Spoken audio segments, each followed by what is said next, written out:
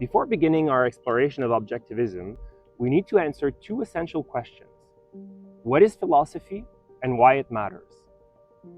Philosophy is the discipline that studies the fundamental nature of existence, the essence and purpose of human life, and the intricate relationship between human beings and the reality they inhabit. It aims to establish a comprehensive framework through which individuals can interpret the world and make informed decisions about their lives. Philosophy seeks to answer profound questions such as, what is the nature of existence and consciousness? What and how can we truly know? What is good and what is evil? What is the best form of government? What constitutes beauty? We all operate according to a philosophy, whether we are conscious of it or not. Understanding this is essential for living a purposeful and meaningful life. Recognizing and articulating your philosophical principles is the foundation of integrity and self-esteem. It is the compass by which you navigate the complexities of existence, the standard by which you judge your actions and the actions of others, and the blueprint for achieving your values and goals. Without this self-awareness, individuals drift aimlessly, influenced by the whims of society, the pressures of the moment, and the unexamined beliefs they've absorbed from their surroundings. They become susceptible to contradictions, conflicts, and disappointments because their actions are not aligned with a consciously chosen set of principles. While, on the contrary, knowing your philosophy empowers you to live with purpose, to make decisions with confidence, and to pursue your happiness with a clear vision. This understanding elevates your existence from just a series of random events to a deliberate journey towards achieving your personal values. It transforms your life into a work of art, where every choice you make is like a brushstroke on the canvas of your existence, contributing to the masterpiece that is your life.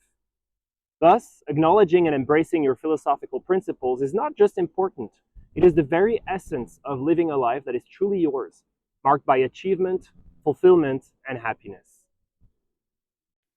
Philosophy is at the root of all our political, social, and economic issues. Like many of you, when I look around, I see a world in turmoil. The erosion of our individual rights and freedoms is alarmingly evident with the relentless expansion of state control over our lives, fueled by the rise of authoritarianism and populism, and this all in the name of an undefined yet unchallenged greater good. If we look at the economy for a moment, despite superficial appearances, stagnation and decline are now the norm, as regulation, taxation, and an ever-expanding welfare state are draining vitality from the economy. The pervasiveness of cronyism and corporate welfare is distorting market dynamics and benefiting the well-connected at the expense of the hard-working individuals without political pull. All this, combined with the devaluation of currencies by the central banks, exacerbate these problems by inflating the price of just about everything.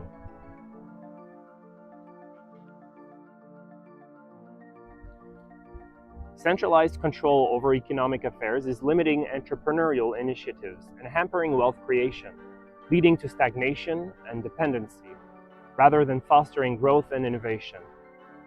As a result, the driving forces of progress and prosperity, namely innovation and entrepreneurship, are stifled, resulting in fewer opportunities and a general sense of malaise among the populace.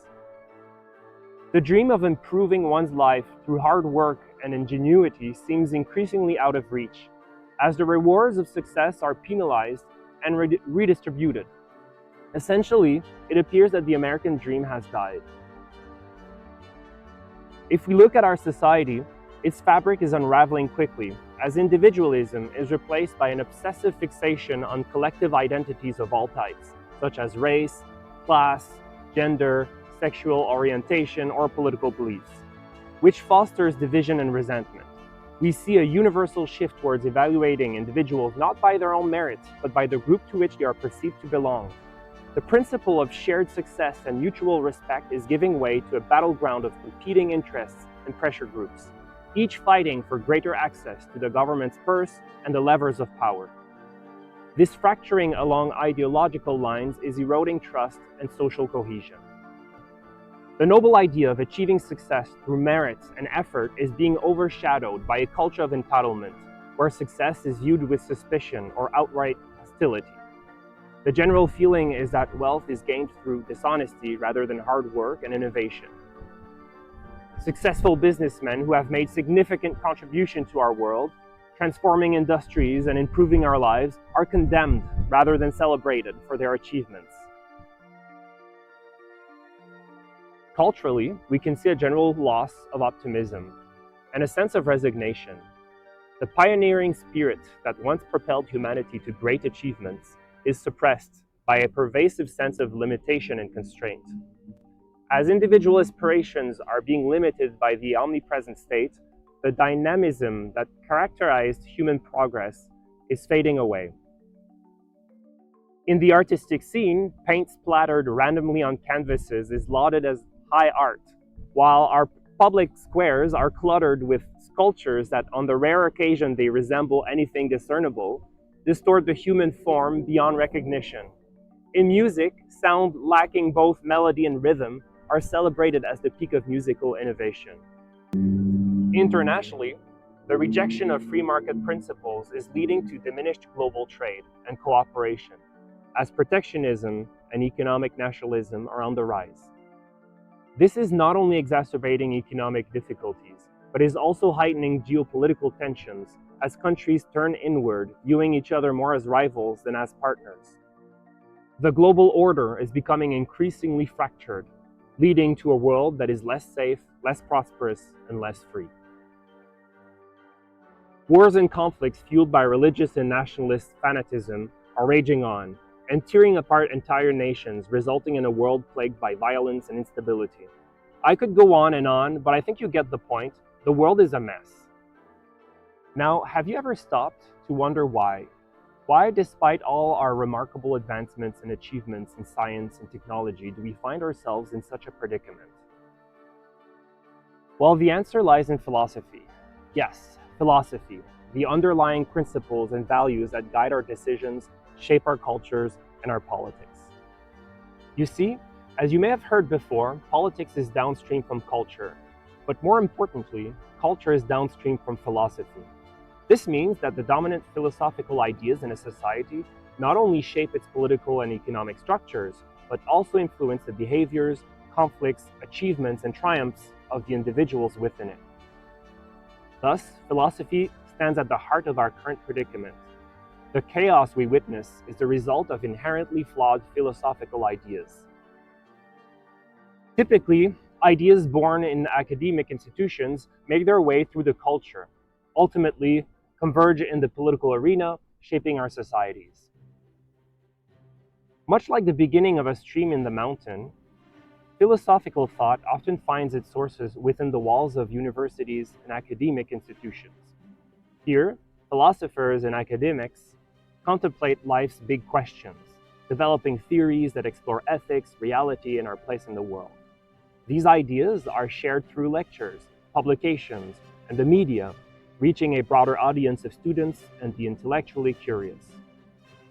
As these philosophical concepts flow outward, they are embraced by cultural thought leaders, writers, journalists, artists, and public intellectuals, acting as tributaries, channeling these ideas into the broader current of our culture. Through novels, films, and art, these abstract philosophical concepts are transformed into accessible narratives. Much like streams merging into a river, becoming part of a larger, more powerful flow that reaches the wider public. Guided by the cultural currents that flow from philosophy, politics becomes the delta where these streams converge. Public sentiment, shaped by cultural norms and values, informs the decisions of politicians and political parties, who in turn craft laws and initiatives that mirror the society's philosophical foundations and the dominant ideas. So is there a way to improve the state of our world? Well, if we acknowledge that the root of our problem is philosophical, then the solution must necessarily also be philosophical. This is where Ayn Rand and Objectivism come into play. Rand offers a solution, a comprehensive philosophy, advocating reason, individualism, and freedom, inviting us to reconsider our values, principles, and the very foundation of our society. Whether you're a seasoned philosopher or simply curious about how ideas can shape a better future, I invite you to join me in uncovering the transformative power of objectivism. Together, let's explore how changing our philosophy might just be the key to changing our world.